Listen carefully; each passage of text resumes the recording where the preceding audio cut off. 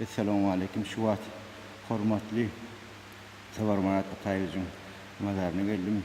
Etene yaktı olsun, imalı olsun, on kafası. Eceti hem doğullu üstada yatır. Son yerite düşünmene geldim. Ahiretten bir dua kapır. Etene yaktı olsun, iyiliği yarasın. Bizim vatanımızı, ata vatanımızı, iyiliğini önümüzü saklap verin. Bizi şu eşref fiyataya getireni has beğenip hem son yerite Kanada'dan gelip şunu ziyarete dokuyayım. Öyle safarmat atayım için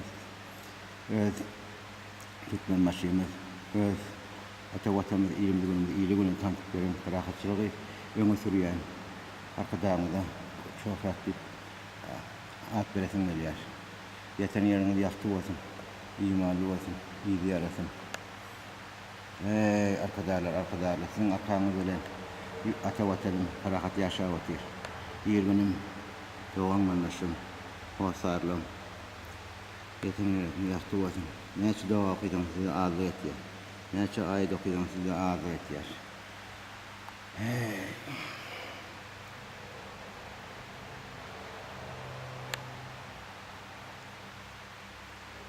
ربنا آتنا في الدنيا حسنة وفي الآخرة حسنة وقنا عذاب النار يتنيا إيمان وإيمان أتواتم إيمان من مدام فراغت بس